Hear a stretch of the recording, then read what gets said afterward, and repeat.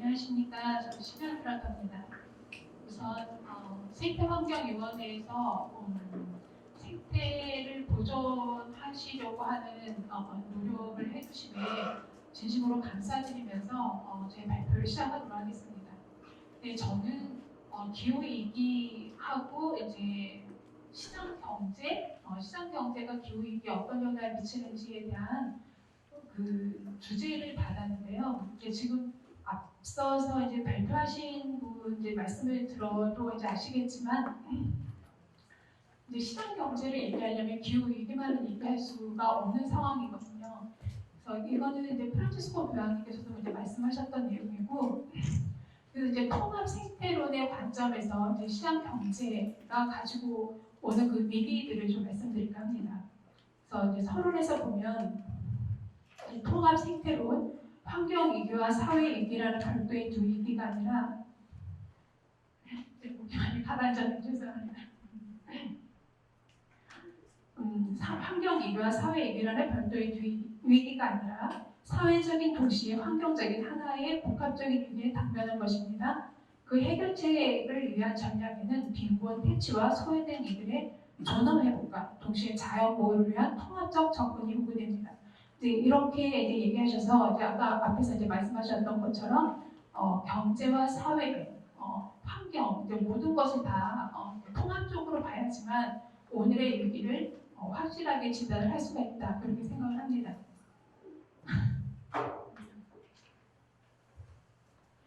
그래서 우선 이제 신자유주의 시장 경제가 무엇이고 그 시장 경제가 가져오는 성장 이데올로기가 무엇인가 그 내용부터 좀 보겠습니다. 이제 시장 경제란 무엇인가부터 보겠습니다. 왜냐하면 이거를 이제 그 프란치스코 교황님께서 이제 제안하셨던 것처럼 경제의 의미와 그 목표들에 대한 책임 있는 성찰을 수반합니다. 그러니까 통합 생태론을 가기 위해서는 경제의 의미가 무엇이고 그 목표가 무엇인지를 먼저 성찰하기를 바랍니다. 근데 이렇게 이 제안은 이제 프란치스코 교황님뿐만이 아니라 이 앞에 진리 안의 사랑을 발표하셨던 베네토 16세 교황님께서도 이제 같이 똑같은 말씀을 이제 지적을 하셨고 요구를 하셨거든요. 근데 그 경제의 의미가 무엇인가를 살펴보는 것은 우리가 이제 경제가 어떻게 나가야 할 것인가를 이제 바라보는 그걸 알 수 있는 굉장히 중요한 내용이라고 봅니다. 시장 경제, 시장과 경제는 글쎄요, 좀 이렇게 다르게 분리해서 우리가 좀 이해를 할 필요가 있는 것 같아요. 우선 죄송합니다.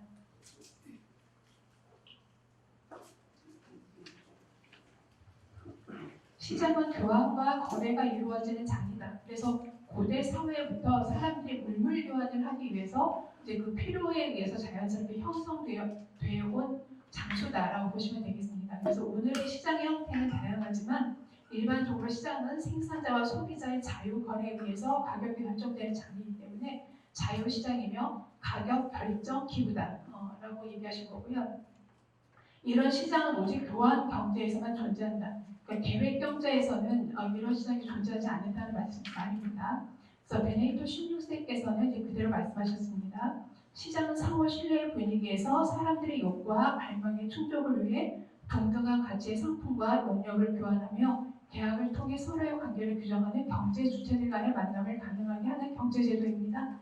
교환 정의 원칙을 따릅니다. 뒤에 이제 경제민주주의에 대해서 제가 말씀을 드리겠지만 이제 경제민주주의, 그러니까 그 경제의 주체, 시장의 주체는 무엇인가, 누구인가라고 하는 것을 이제 진리 안의 사랑에서도 얘기하셨고 이제 그 프란치스코 교황님께서도 말씀하셨는데요. 우리가 이제 시장의 자유라고 하면 누구의 자유를 얘기하는 겁니까? 시장이 자유로울 수가 있습니까? 시장의 자유라고 하면 그 자유의 주체는 기업을 얘기하는 겁니다. 다국적이요. 근데 이제 교황님께서 제안하셨던 경제민주주의를 말씀하셨던 교황님께서는 요한 바오로 2세부터 이제 시작해서 경제민주주의를 말씀하셨는데 시장의 주체를 세 개로 얘기합니다. 그래서 국가와 시장과 시민을 얘기합니다. 그래서 이 시장의 자유라고 얘기할 때는 이 세 주체들이 자유로워야지만 된다. 라는 말씀을 하셨습니다. 그래서 지금처럼 시장의 자유를 기업의 자유, 경제 활동을 하는 사람들의 자유로만 국한을 한다 그러면 오늘날과 같은 좀 이렇게 야만적 시장 경제가 형성이 되는 것이죠. 제가 여기 목소리가 가라앉아서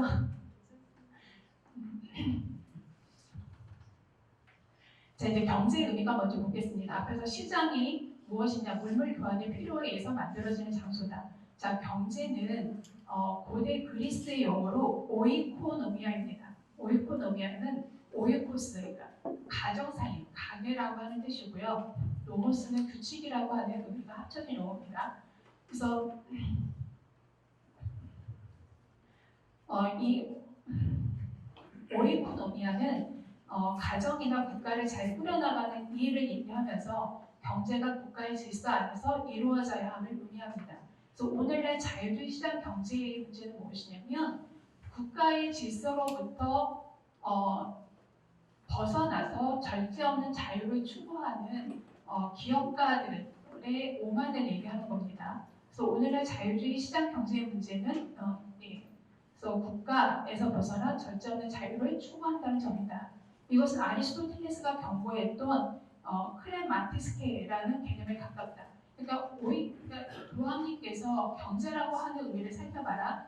원래 경제는 오이코노미아다. 오이코노미아는 가정이나 국가를 살림이죠. 살림을 하는 일이다. 근데 그것은 전체 국가의 질서 안에서 이루어져야 하는 일이다. 그렇게 얘기를 한 거고요. 지금 오늘날 자유주의 경제가 얘기하는 자유는 무엇이냐면 크레마티스케, 고대 그리스에서 얘기했던 크레마티스케라고 하는 개념에 가깝습니다.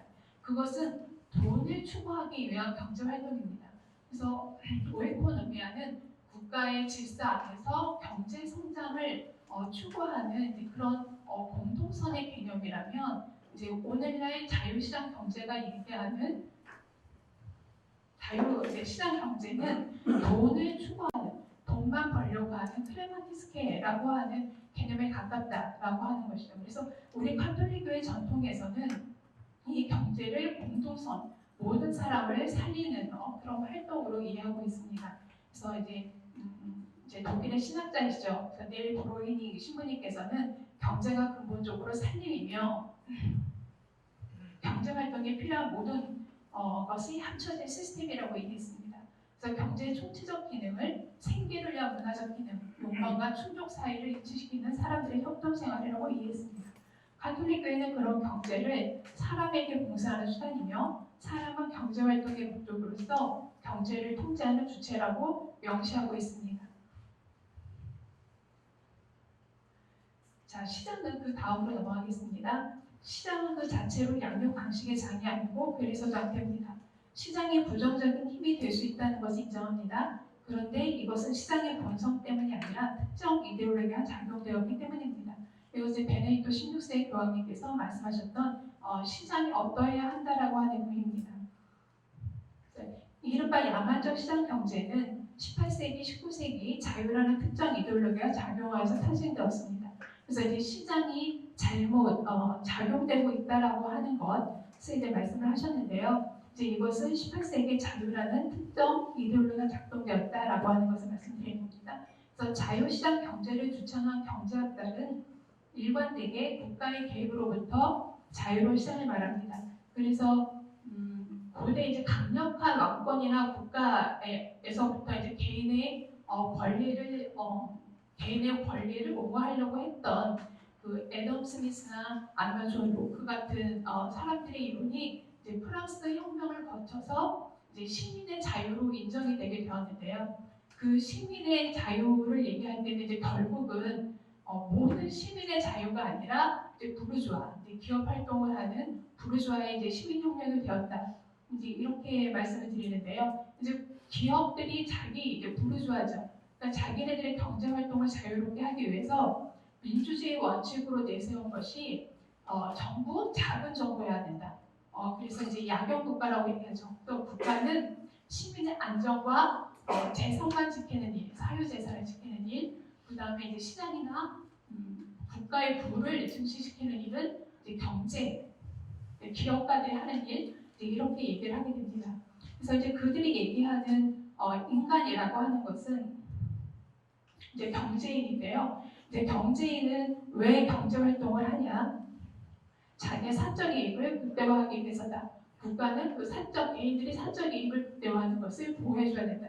이제 이렇게 얘기한 것입니다. 그래서 베네딕토 16세 교황님께서 말씀하셨던 이데올로기, 시장을 잘못 작용하게 하는 그 이데올로기라고 하는 것이 이제 18세기, 19세기 이런 과정을 거쳐서 만들어졌다라고 이제 얘기하는 것입니다.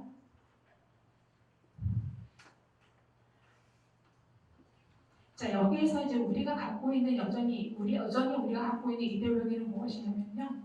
무한 성장이 인간의 행복을 가져다 줄 것이라고 하는 믿음. 이것이 이제 18세기에 이제 부르주아들이 만들어냈던 이데올로기라고 보시면 됩니다.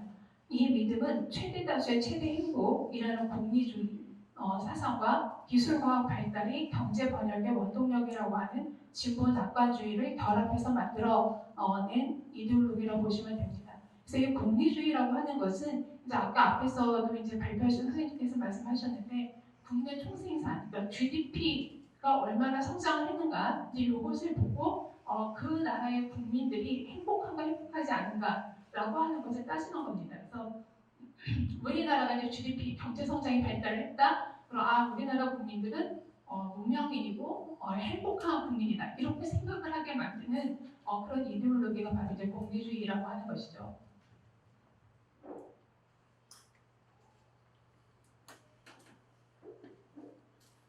그래서 이제 프란치스코 교황님께서 이제 116항에서 말씀하셨던 것처럼 근대성은 과도한 인간 중심주를 특징으로 하는데 오늘날 그것은 다른 모습을 하고 나타나 사회적 유대를 강화시키는 모든 노력에 대해 계속해서 회방을 놓고 있습니다.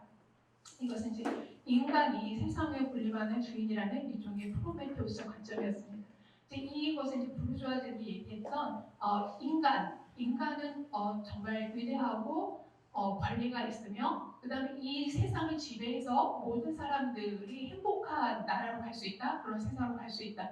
라고 하는 이제 근대 인간중심주의가 이런 이데올로기를 갖고 있었다라고 하는 것인데 실제 이제 앞에서 발표를 하셨던 김현우 선생님께서도 이제 말씀을 하셨지만 근대 인간중심주의 이데올로기가 얼마나 허구적인가라고 하는 것을 이제 일세라고 하는 것을 이제 말씀을 하셨거든요. 그래서 근대 인간중심주의를 비판을 하고 있는 오늘날의 그 이론은 굉장히 좀 많다라기보다는 몇 가지가 있습니다. 그래서 인류세를 벗어나자 그래서 포스트 앤더슨의 타임 인류세라고 하는 말이 있고요. 그 다음에 이제 근대 휴머니즘을 벗어나자라고 하는 의미에서 이제 포스트 휴머니즘이라고 하는 이론이 있습니다. 그래서 그런 근대 인간중심주의를 비판하는 이제 그런 맥락에서 이제 이해를 하시면 되겠습니다. 그래서 이런 내용들 과거에 이제 고대에서부터 내려오는 그 경제라고 하는 의미를 벗어나서 이제 특정 어떤 계층들이 자기의 부를 증식시키기 위해 온 그런 과정이 이제 근대였다라고 보시는데요.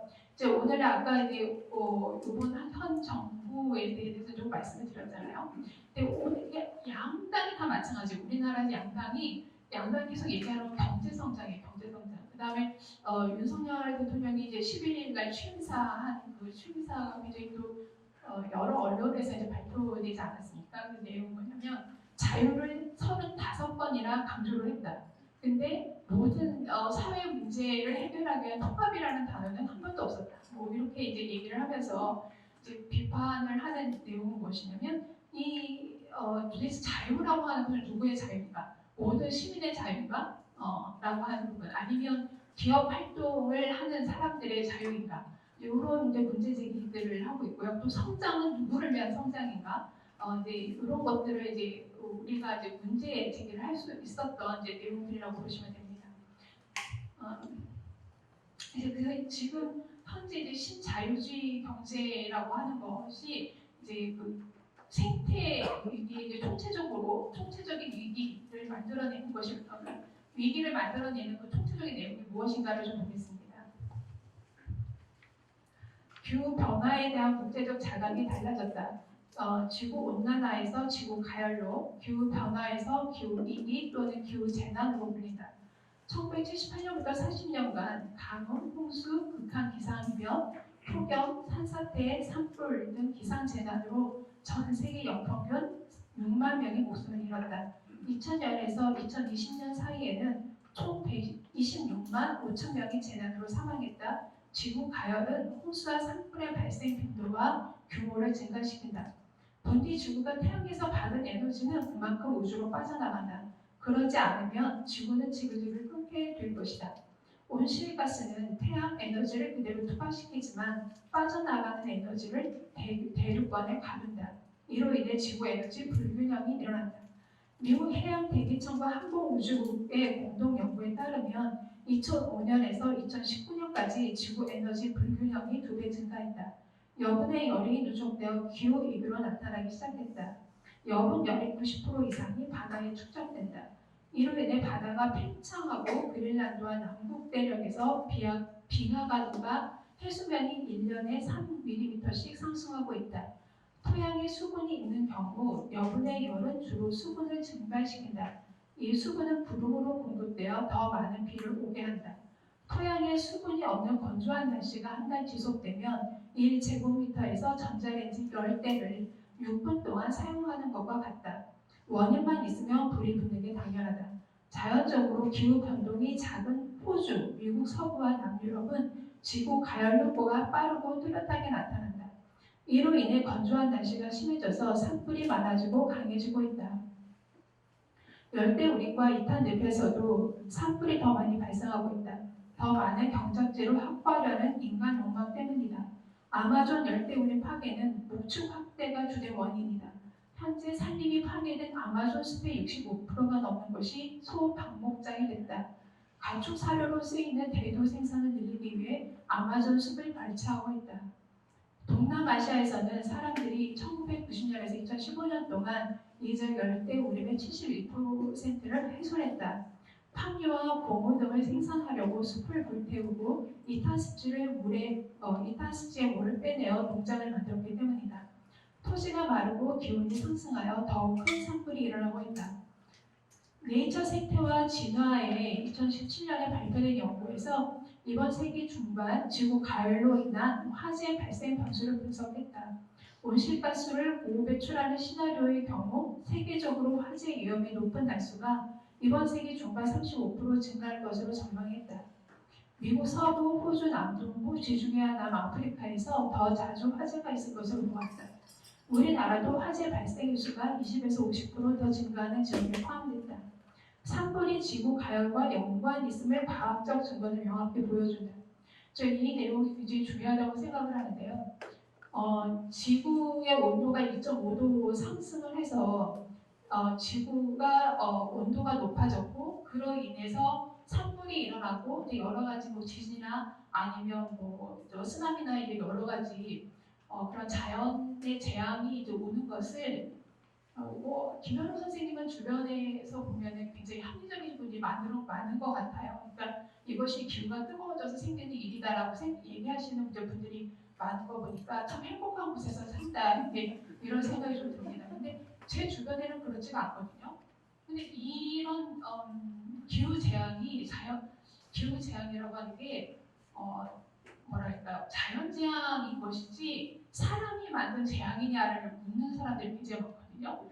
그러니까 이 지구에서 일어나는 자연적인 재앙인 것이지 이게 왜 사람 때문에 일어난 일이야? 이렇게 묻는 사람도 굉장히 많고요. 또 어떤 사람은 정말 환경 윤리를 하는 사람인데도 불구하고 지구가 1도 올라가는데 그거 가지고 왜 난리야? 이렇게 얘기하는 사람도 있어요. 그래서 이런 것이 지구의 가열로 인해서 홍수도 일어나고 산불이 자연적으로 일어난다. 이런 것들을 이제 과학적으로 증명해낸다라고 하는 것이 이제 그들에게 보여줄 수 있는 증거가 되는 것이죠. 그래서 이거는 굉장히 중요한 내용이라고 저는 생각했습니다. 그리고 우리나라에서도 이제 산불이 자주 일어날 지역에 속한다라고 얘기가 나왔는데 그 위험성은 벌써 인지되지 않았습니까? 계속 이제 산불이 이제 불이 증가하고 있는데 지난 5월 31일 날 경남 밀양에서 산불이 났어요. 근데 그 산불의 이유를 무엇이라고 보았냐면 고온건조한 기후로 인해서 산불이 났다. 이제 그렇게 얘기를 하고 있거든요. 근데 이것 이제 6월달에 우리나라에서는 6월 여름에는 산불이 그렇게 큰 산불이 나지 않는다고 해요. 이제 저는 이제 기후에 대해서 잘 모르기 때문에 그러나 이제 전문가들이 얘기하는 것으로 보면 우리나라에서는 여름에는 산불이 잘 일어나지 않는데 6월달에 밀양에서 산불이 일어난 것은 처음이 경우다라고 얘기를 합니다. 그래서 우리나라에서도 이제는 계절을 가리지 않고 언제나 봄, 여름, 가을, 겨울 산불이 날 위험 지역으로 이제 보고 있다라고 하는 것인데요.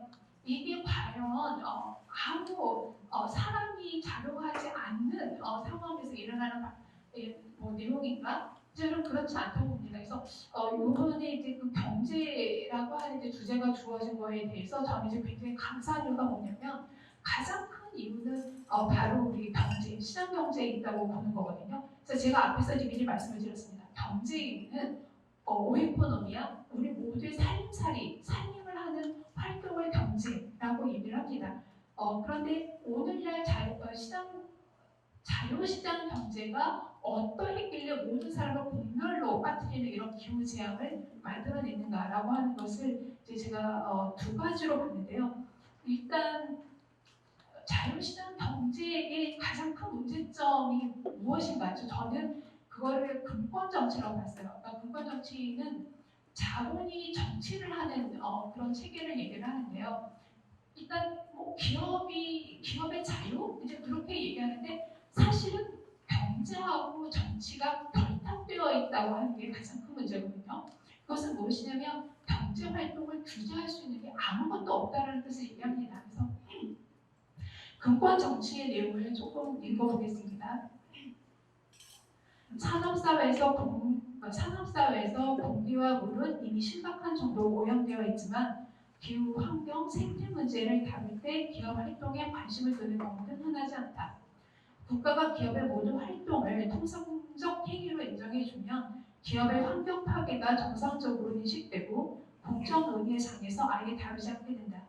신자유주의는 타의 규제와 작은 정보론을 민주주의 원리인 것처럼 이용하기 때문에 국가가 기업 활동을 적극적으로 규제하지 못하는 것처럼 보여진다.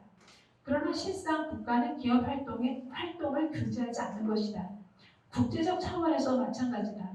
2015년 파리 기후 협정의 전체 텍스트에 기업, 회사, 수익이라는 단어는 단 한 번도 나오지 않는다. 2021년 글래스고 기후변화 협약 당사국 COP26 결정문에서도 마찬가지다. 기후 생태 위기에 대처하려면 기업 활동을 통제하는 일이 매우 중요하지만 정치 권력의 이해관계와 기업의 이해관계가 만나 국가가 환경 문제를 개입하는 수준이 낮아진 것이다. 기업은 정부의 보호를 돈으로 산다. 심지어 대기업은 정부로 진출하게 된다. 이른바 회전문이라고 불리는데 기업의 주요 인사가 정부의 빈번한 출입을 하는 현상을 말한다. 그러니까 자유주의는 이제 18세기부터 자유주의 경제라고 하는 걸 18세기부터 시작을 했지만 20세기 후반에 사회주의 진영이 붕괴하면서 그 자유주의 체계가 전 세계적으로 확대가 되거든요. 이것을 이제 신자유주의 경제 체제라고 얘기를 하지 않습니까?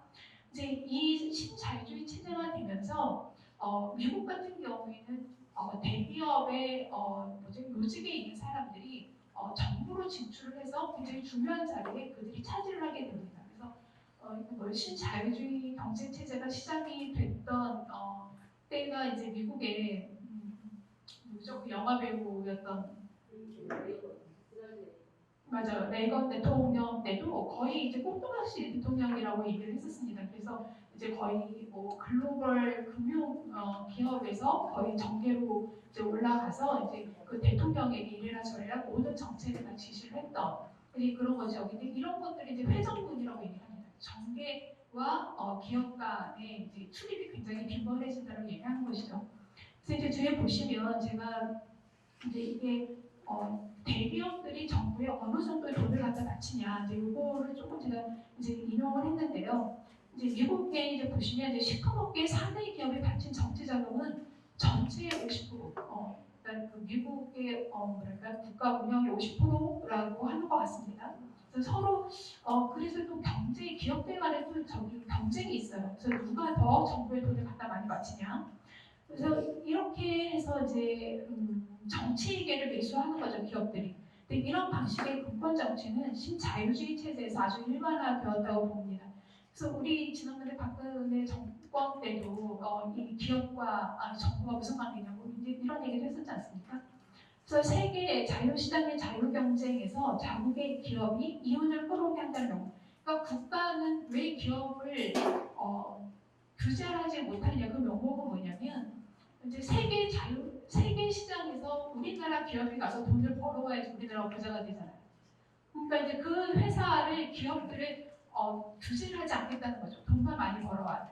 이제 그러니까 기업들을 규제하지 않는다. 이제 우리 이윤을 위해서 성장을 위해서 이제 이렇게 얘기를 하지만 신자유주의 체제는 초국적 기업, 이제 다국적 기업이라고 하죠. 그러니까 기업들에게 환경 파괴와 인권 침해를 할 수 있는 커다란 특권을 인정하게 되었습니다. 이제 왜 그런지 제가 뒤에서 말씀드리겠습니다. 이제 개발도상국의 상황은 어떠냐면요. 이제 2019년 세계 주요의 시노드죠. 시노드에서도 아마존에 관련해서 이제 발표를 했는데요. 이제 브라질에서 같은 경우에 이제 보면 극우 성향의 자유를 보호우선하로 대통령이 2019년에 취임한 이후부터 아마존을 근대화해야 한다는 주장은 일상화되었다. 라틴 아메리카의 거의 모든 나라에서 개발이냐 환경권이냐라고 하는 대립된 구도가 만들어졌다고 합니다. 아마존은 이제 국제적 문제가 되었습니다. 생태 환경과 토착민의 생존을 연결합니다. 국제사회의 역량을 브라질은 외세의 내정 간섭이라고 받아들입니다. 보르소나루 대통령은 아마존이 지구의 허파가 아니라 브라질의 허파라고 강변하기도 했습니다. 브라질 지배층은 아마존을 언제나 식민 지배자의 시각으로 되어왔습니다. 그래서 자연 자원을 추출하고 수익을 올릴 수 있는 요충지. 하지만 문명을 거부하고 폐쇄적이고 미개한 지역이라고 여깁니다. 이것을 정착 식민 지배라고 합니다. 그러니까 식민 지배는 뭐냐면 지배자는 늘 지배를 받는 사람들을 문명화되지 못했고 개발이 되어야 된다고 하는 명목으로 지배를 해왔고 착취를 해왔습니다. 그래서 브라질의 아마존도 마찬가지로 아마존은 문명화돼야 되는 개발이 돼야 되는 곳이라고 하는 이제 그런 이데올로기로 이제 브라질을 개발을 하고 있다는 것입니다. 그래서 개도국의 환경 파괴는 문명화, 근대화, 개발의 이름으로 진행되고 있습니다. 그래서 브라질이 신흥 경제 대국의 반열에 오르면서 산업 인프라, 농업, 수력 발전용 개발이 더욱 늘어나고 있다고 합니다. 신자유주의 체제는 경제가 국가를 지배하는 것이라고 인식되고 있으나 실상은 경제와 국가 권력의 결합 체제라고 보시면 됩니다. 이런 체제는 기업에 의한 환경 파괴와 인권 침해를 결코 다룰 수가 없습니다. 그래서 환경 파괴를 막으려는 환경 운동가와 지역 공동체 지도자들이 박해를 받고 심지어 살해당하는 사건도 빈번하게 일어납니다. 근데 이런 사람들이 박해를 받고 심지어 이제 살해당하는데도 불구하고 이제 거의 대부분 미제 사건으로 남았다고 합니다. 그러니까 이것을 그런 사건을 적극적으로 이제 규명을 할 생각이 없는 것이죠. 그런 의도가. 그래서 그럼 초국적 기업들이 어떻게 환경 파괴와 인권을 침해를 하고 있는지 보겠습니다. 초국적 기업들이 이제 국가나 아니면 국제사회에서 받는 특권은 상상 이상입니다. 초국적 기업이 투자를 유치한 국가의 직접 진정을 제기할 수 있도록 합니다. 그러니까 이제 신자유주의 체제에서는 자본과 노동이 자유롭게 이동을 하게 돼 있어요. 그래서 이제 기업도 우리나라 기업도 이제 그런 경우가 있지 않습니까? 그러니까 우리나라 안에서 이제 임금이 점점 올라가니까 싼 임금을 사용하기 위해서 부도를 내고 이제 임금이 싼 필리핀이나 이제 개도국으로 이사를 하는 겁니다. 그 이사를 가면 거기에서 그들의 토착 원주민들을 굉장히 싼 가격으로 착취를 하고 그 나라의 자연을 파괴하는 거죠. 그런데 그 나라에서는 개도국의 입장에서는 어떠냐면 이 다국적 기업을 하나 유치하는 것만으로도 자기 국가의 경제가 성장이 된다고 생각하기 때문에 그 규제를 안 하는 겁니다. 그러니 이제 이 다국적 기업은 개도국에 가가지고 그 나라의 국가에 내가 원하는 그 기업을 원하는 것을 직접적으로 요청할 수 있는 그런 특권도 받았다고 하는 것이죠. 그래서 이 다국적 기업들이 개도국의 유전, 광산, 산림을 무차별로 파헤치고 주민들의 이권을 유린하는 일들이 사실상 묵인되고 있는 것입니다. 그래서 이런 사례들을 도대체 어떻게 다 설명을 해야 될까 너무너무 많았어요. 그래서 이제 몇 가지를 제가 이제 적어봤습니다. 그래서 동남아 산림개발용 방화, 이거는 이제 굉장히 유명한 일인데요. 유럽의 대은행, 은행그룹인 HSBC는 인도네시아와 동남아시아의 원시림과 이탄 습지를 무차별 파괴하고 야자기름 채취를 위한 대농장을 개발하는 회사들에게 지원하고 있다. 총 자산 규모가 2조 7천억 달러가 넘는 유럽 최대 은행인 HSBC의 인자를 받았던 농업 개발 회사들은 인도푸드, 노블그룹, 굿호프, 포스코 대우 등이었다. 그러니까 이 회사들한테 유럽은행이 투자를 한 거죠. 투자를 하고 이 사람들은 이제 동남아에 가서 다 산림을 파괴를 하고 거기 이제 대농장을 만들었다고 하는 겁니다. 그래서 이 회사들이 플랜테이션 농장을 조성하는 과정에서 조직적이고 광범위하게 생태 환경 파괴가 일어났다라고 보는 거죠. 그래서 지역의 날씨 패턴이 바뀌고 생태계의 집행력이 큰 타격을 입었다. 2015년 인도네시아를 포함한 동남아시아 여러 지역이 숲을 제거하기 위해 초대형 산불을 동시다발로 일으켰는데 이곳에서 하루에 배출한 온실가스가 미국 전체의 1일 온실가스 배출량을 넘었을 정도다. 공유지가 대농장에 편입하면서 땅 없는 사람들은 생계수단을 잃고 대농장의 품팔이 일꾼으로 전락했다. 하버드 대학과 컬럼비아 대학의 공동연구에 따르면 2015년 9월에서 10월 사이에 발생한 개간용 산불로 막대한 영유구름이 발생하여 인도네시아, 말레이시아, 싱가포르에서 평균보다 10만 명 이상이 초과 사망했다고 한다. 그런데 그 투자한 은행에서는 농업 개발 회사들이 저지르는 환경 파괴와 인권 파괴에 대해서 충분히 알고 있었다고 합니다. 그럼에도 불구하고 투자했다는 거죠. 그 다음에 동남아의 메콩강 내용도 마찬가지입니다. 그래서 이 메콩강 타이 북부에 있는 건데요. 1990년부터 이제 수자원 개발 투자가 증가를 하고 있다고 합니다. 그래서 중국 등이나 다른 데서 이제 메콩강의 상부를 이제 개발을 해서 댐을 만들었다면 이제 메콩강 상부에서만 저렇게 개발이 되냐? 하부도 개발하자. 그래서 이제 하부도 개발이 됐습니다. 그래서 메콩강 전체에 댐이 이제 11개 이상이 있다고 하는데요. 이렇게 되면 어떻게 되겠습니까? 물의 흐름이 일단 막힙니다. 먼저 막히기 때문에 이제 여기에서 이제 발생한 피해를 보면요. 지속 가능한 인프라 파트너십의 2020년 보고서에 따르면 메콩강 수위는 28년 동안 126.44m가 하강했으며 수변 지수도 크게 하락했다. 상류댐들이 강을 막는 탓에 유량과 침전물이 바뀌었고 가뭄과 홍수가 번갈아 발생했다. 메콩강 경작지는 빠르게 바다 위에 잠식됐고 수십 종의 민물고기들이 사라지면서 어민들의 삶도 붕괴되기 시작했다. 여기에서 이제 가장 피해를 보는 사람들이 이제 아까 말씀하셨던 것처럼 5살 미만의 어린이가 이제 37%로 이제 가장 많이 차지를 한다고 합니다.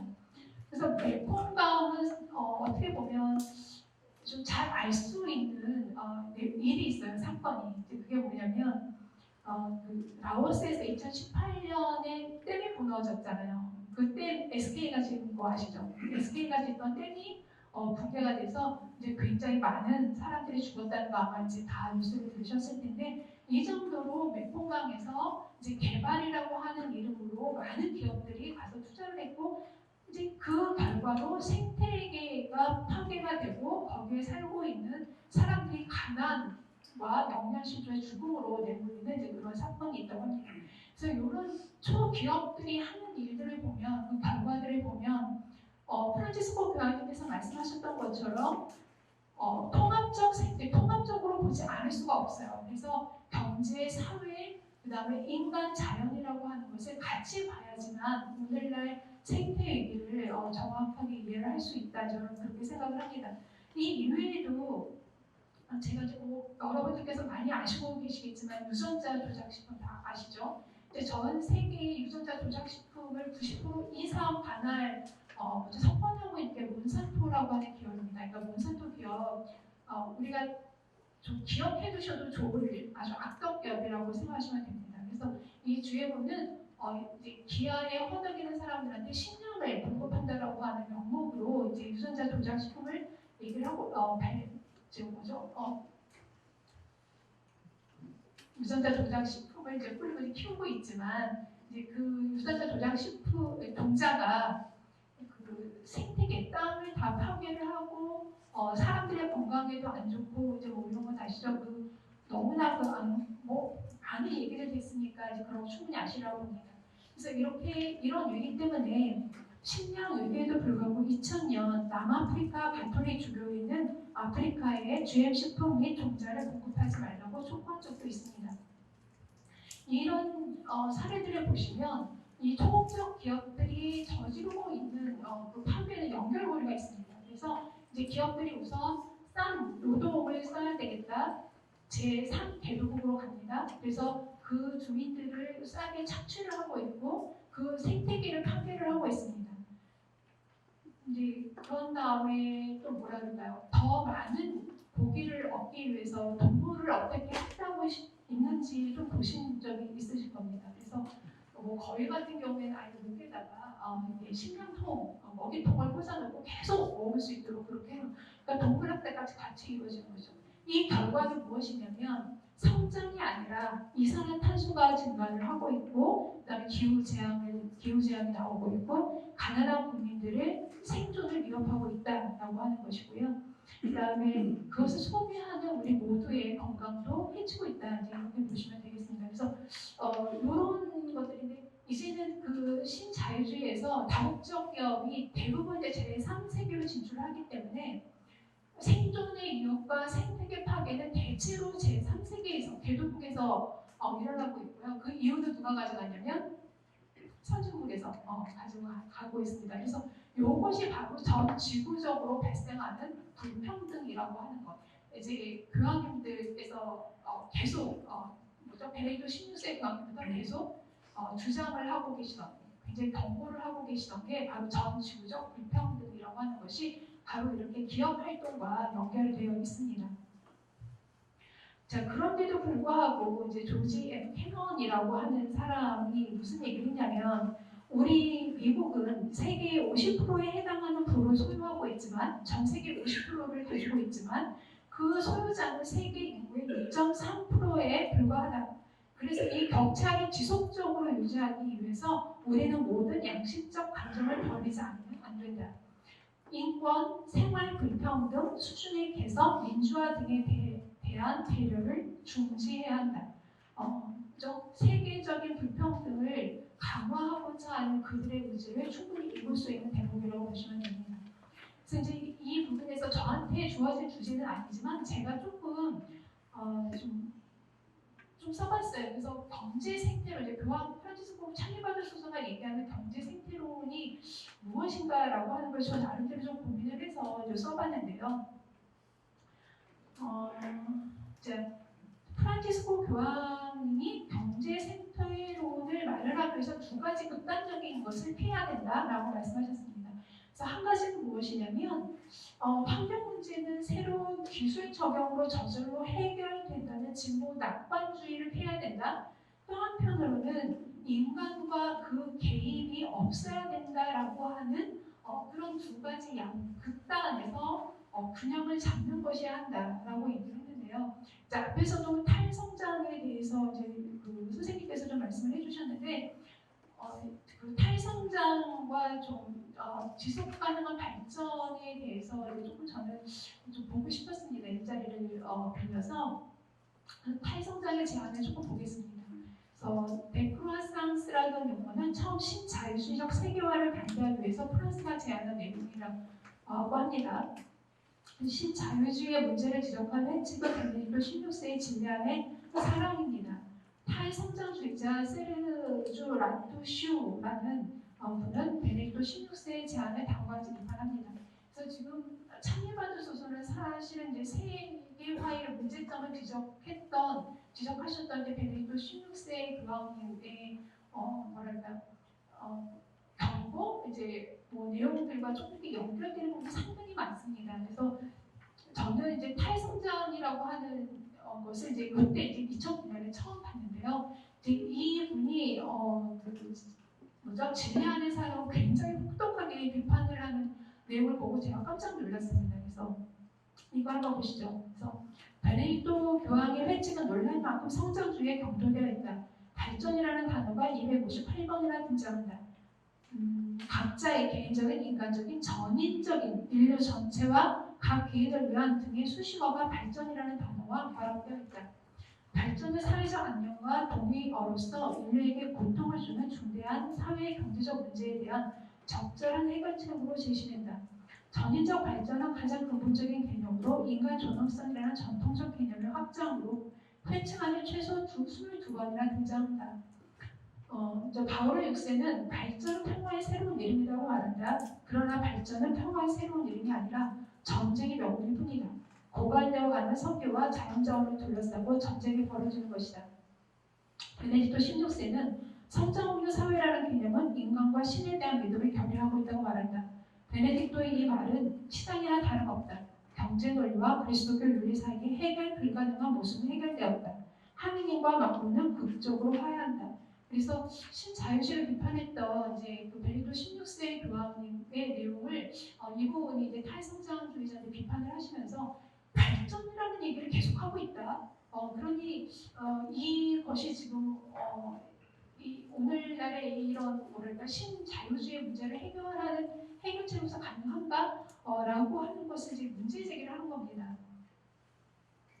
근데 우리 베네딕토 16세뿐만이 아니라 우리 이제 뭐랄까 바오로 6세부터 이제 그 이전부터 균형적 발전, 정인적 발전을 강조를 하고 계시는데요. 그 내용은 이렇습니다. 그리스도교 인간관은 인간의 무조건적인 가치와 인간 발전의 의미를 강조하고 정당화하는 특징을 보고 있습니다. 발전을 소명으로 보는 관점은 그 발전의 중심에 사랑을 놓게 됩니다. 베네딕토 16세 주장은 교황께서 강조하셨듯이 바오로 6세 민족들의 발전을 잇고 있으며 프란치스코 교황의 창리받으소서에서도 이어진다. 그러니까 저는 이 내용을 보면서 우리가 이제 탈성장과 지속 가능한 발전이라고 하는 것을 이제 한 노선으로 보고 사실은 같이 중복되는 내용이 굉장히 많습니다. 그래서 이제 교회에서 적극적으로 수용할 수 있는 부분이긴 한데 좀 이론적으로 제가 고민을 했던 건 무엇이냐면 성장이라고 하는 것과 발전이라고 하는 개념의 차이가 무엇인가라고 하는 부분을 제가 좀 뭐랄까 관심을 갖게 됐습니다. 그래서 라투시의 언급을 좀 계속 인용해 보겠습니다. 문제는 지속 가능한이라는 말에 있는 것이 아니라 발전이라는 개념에 있다. 지속 가능한이라는 형용사는 어떤 의미에서 책임의 원칙 그리고 경계 원리와 통한다. 반대로 발전과 경제 성장은 그 어떤 형용사를 붙이려 해도 유해한 말이다. 즉 사회 일반의 이익이라는 환상 뒤에 이제 공동성을 얘기하겠죠. 자본의 이익을 은폐하고 희생자들의 저항 운동을 마비시키는 일이다. 그래서 그분이 얘기하는 것은 말씀하시는 건 무엇이냐면 지속적 발전이라는 용어를 지속적 발전이라는 말은 이 지금 현재 있는 이 사회 구조, 메커니즘을 바꾸려고 하는 것이 아니라 그것을 은폐하고 그냥 나쁜 경제를 좋은 경제를 바꾸자, 나쁜 경제 성장을 좋은 경제 성장으로 바꾸자 이런 말에 불과하다. 이렇게 얘기를 하는데요. 이제 제가 이제 조금 더 뒤에서 보겠습니다. 이런 이제 주장과 우리 이제 교회에서 얘기하는 전인적 발전의 제한이 어떤 차이가 있는지를 좀 보겠습니다. 인간이 본성상 자신을 초월하여 초자연적 삶을 향해 나아가로 예정되어 있지 않다면 우리는 발전이 아니라 성장이나 증가를 말할 수 있을 뿐입니다. 참된 인간 발전은 모든 차원의 인간 전체와 관련되어 있다는 것입니다. 베네딕토 16세는 바오로 6세를 인용하면서 발전은 무엇보다도 기아와 빈곤과 전염병과 문맹으로부터 민족들을 구제하는 목적이라고 설명합니다. 경제적 관점에서 발전은 민족들이 평등하게 세계 경제 과정에 적극적으로 참여하는 추구하는 것을 의미합니다. 사회적 관점에서 발전은 민족들이 연대의식을 지닌 교환의 사회로 진화하는 것을 의미합니다. 이런 내용은 사리바교서에서도 이어집니다. 가난한 나라들은 자국민들의 빈곤 퇴치와 사회 발전을 최우선 과제로 삼아야 합니다. 이 나라들도 오염 발생이 낮은 에너지 생산 방식을 발전시켜야 합니다. 그런데 여기에서 이 나라들은 지구를 현재와 같이 오염시켜 가면서 엄청난 성장을 이룬 나라들의 도움이 필요합니다. 개발도상국들이 기술 이전과 더불어 기술과 재정 지원을 받을 수 있는 장치와 도움이 마련되어야 할 것입니다. 이는 무엇보다도 모든 민족들의 연대를 바탕으로 하는 윤리적 결단입니다. 그러니까 모든 사람이 경제적 성장만을 발전만을 얘기하는 것이 아니라 영적인 것, 정신적인 것, 이제 모든 측면에서 발전해야 된다고 하는 것이 정의적 발전이라고 하는 내용이고요. 또 이제 넓게 지구적 차원에서 본다 그러면 전 지구적 불평등을 없애는 것을 발전이라고 그렇게 표현을 하신 겁니다. 그래서 이렇다 그러면 발전이라고 하는 개념과 성장이라고 하는 개념이 대립이 되는 것일까라고 하는 것을 좀 보겠습니다. 전인적 발전을 고수하는 가톨릭 교회는 탈성장의 제안을 어떻게 받아들인가? 이제 3일 바교소서의 내용을 좀 보겠습니다. 만일 어떤 경우에는 지속가능한 발전이 새로운 형태의 성장을 가져오게 되어 있고 탐욕스럽고 무책임한 성장을 또 불러오고 그렇다면 합리적 한계를 둠으로써 너무 늦기 전에 성장을 억제하는 것도 생각해야 합니다. 그러니까 저는 이 내용을 보면서 무슨 생각이 들었냐면 처음부터 교회는 성장 억제, 탈성장, 그러니까 아까 김현우 선생님께서 잠깐 말씀하실 때 제가 도움을 받았습니다. 그래서 탈성장이라고 하는 것은 이제 탈성장주의자들마다 약간 좀 경계의 차이 있는데 마이너스 성장, 그 다음에 성장을 되돌리자, 그러니까 성장이 없이 경제를 되돌리자, 라투슈 같은 분은 아예 그냥 경제로부터 탈피하자 이렇게 또 얘기하시거든요. 그래서 그렇게 과격하게 하는 말씀하시는 분도 있지만 이제 저는 그렇게 나쁘게 생각하지 않습니다. 왜냐하면 지금 환경이나 이런 위기가 굉장히 좀 극도화되어 있기 때문에 위급한 상황이기 때문에 탈성장주의자들은 굉장히 뭐랄까요 강한 굉장히 충격적인 어떤 그런 처방을 제시한다고 그렇게 보고 있거든요. 근데 교황님께서도 이제 이 부분에 대해서 비판을 하거나 그것이 아니다라고 얘기하시는 건 아니죠. 그래서 이것이 만약에 우리가 지속 가능한 발전을 얘기한다고 할 때도 그런 계속 성장을 갖고 오게 되어 있고 계속 이제 이런 식의 문제가 지속 가능하게 이런 문제가 지속된다면 이때에 비로소 성장 억제를 생각해 볼 수 있다. 이렇게 말씀하시는 거라고 저는 그렇게 이해를 했습니다. 그래서 이 두 입장, 그러니까 라투슈라고 하는 학자도 비판을 할 때 이제 가톨릭 교회라서 무조건 비판하는 것 같지는 않았어요. 그래서 이게 이제 교회가 계속 발전이라고 얘기하는 것, 지금 상태에서 계속 발전을 얘기해도 되는 건가? 라고 하는 게 이제 문제 제기를 하는 것이라고 봤고요. 이제 교회에서도 이제 발전, 지속 가능한 발전을 얘기하지만 이것이 여전히 지금의 문제를 끌고 간다면 성장 억제도 생각해 볼 수 있다. 이렇게 얘기하시는 것 같습니다. 그래서 이 두 입장의 공통점은 있다. 우선 사회의 진행 경로를 바꿔야 한다는 점에서 일치한다. 다음으로 성장의 허구성을 인지한다는 점도 일치한다. 프란치스코 교황은 진보에 관한 우리의 관념을 다시 정의하는 것이 중요합니다. 지속 가능한 성장에 관해 말하는 것은 보통 주의를 흐트러뜨리고 핑계거리를 내놓는 한 방식이 되고 있습니다. 우리가 지속 가능한 성장, 그다음 독서의 성장 얘기할 때 이게 얼마나 일상적인 것인가 라고 하는 것을 한 번 더 지적을 하고 계시는 거죠. 그래서 이런 성장이라고 하는 거죠. 허구성, 성장이라는 말을 안 하는 거죠. 교회가.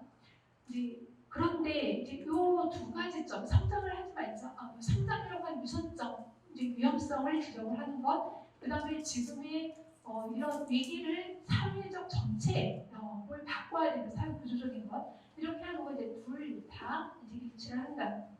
그런데 그렇다면 가난한 국가의 발전에 대해서는 어떻게 생각할까라는 거죠.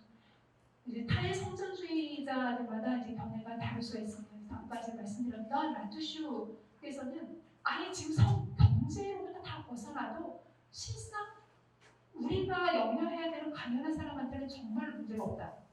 그 사람들한테 문제가 없다. 이렇게 얘기를 하시는 거고 이제 누구인가요? 또 다른 제이슨 히켈이라고 하는 분은 나는 탈성장을 얘기하지만 나는 단 한 번도 개도국의 탈성장을 주장한 적이 없다. 그러니 이제 결국은 이 부분에서도 저는 의견이 같을 거라고 봅니다. 그래서 이제 제가 이 두 입장을 보면서 생각했던 건 뭐냐면 과도하게 성장이 된 영역. 그러니까 한국 같은 경우에 수도권 전 지구적으로 얘기하면 이제 서부에서부터 성장 억제를 좀 시험해 볼 수 있지 않느냐? 그러나 저개발, 그다음에 개도국 입장에서 어떤가요? 교회에서 제안하는 것처럼 거기에서 이제 브라질에서 계속 개발을 해야 된다. 그렇게 이제 자연을 청취하면서 그렇게 개발하게 하지 말고 친환경적으로 개발할 수 있도록 기술 지원을 해줘야 된다. 요 말에는 좀 두 입장이 다르진 않을 것이다. 이제 그렇게 보는데 저는 실천론에서 두 가지의 이론이 그렇게 대립된다고 보진 않아요. 대립되고 어쩌면 한 길이라고 생각을 하는데 제가 이제 주변에서 보면 탈성장이라고 하는 이론과 지속 가능한 발전이라고 하는 이론을 같은 이론이라고 보시는 분들이 좀 더 있으시더라고요. 그래서 그것은 반드시 이론상으로는 같은 이론은 아니다. 그래서 성장과 발전이라고 하는 두 개념에 대해서 이제 우리 좀 숙고해볼 필요가 있다. 근데 저는 활동가가 아니고 이론가이기 때문에 좀 이런 개념에 좀 얘기를 합니다. 그래서 이 두 가지를 좀 개념해서 비교해서 좀 말씀을 드리고 싶었고요. 이제 마지막으로 저는 이제 간단하게 짚고 싶습니다. 그래서 그럼 이런 경제나 이런 경제 위기, 지금 신자유주의적인 이 문제를 어떻게 해결을 해야 할까라고 하는 점에 대해서 이제 가톨릭 교회가 요한 바울 2세의 회칙 100주년에서부터 계속 지속적으로 제안한 것은 이제 경제 민주주의라고 하는 것이거든요. 경제 민주주의 뭐냐면 제가 아까 이제 처음에 시작할 때 좀 말씀드렸던 것처럼 지금 계속 자본주의 이제 역사, 경제 역사를 보면 일단 시장이 모든 것을 갖고 그 다음에 시장이 실패했으니까 국가가 주도권을 갖고 국가가 주도권을 갖는데 또 경제가 실패했다. 또 시장으로 간다. 그게 신자유주의 체제. 시장과 국가의 줄다리기를 하지 말고 이 전체 국가와 시장을 통제할 수 있는 제3의 세력으로서 시민사회를 얘기하는 것입니다. 그래서 요한 바오로 2세께서 말씀하셨던 걸 베네딕토 16세기에서 조금 더 구체적으로 말씀하시죠. 그다음에 시장의 주체가 누구냐? 셋이다. 국가와 시장과 시민사회다. 교회는 이 시민사회 안에 들어가서 활동을 할 수 있겠죠. 이제 이런 큰 틀에서 경제 민주주의를 보는데 여기에서 이제 제가 이번에 좀 준비하면서 조금 관심이 갔던 것은 무엇이냐면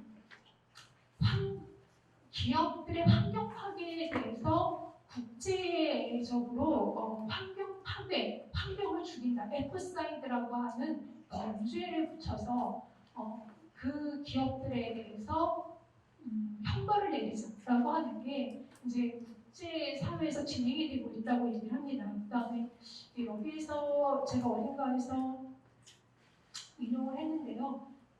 잠깐만 좀 찾아보겠습니다.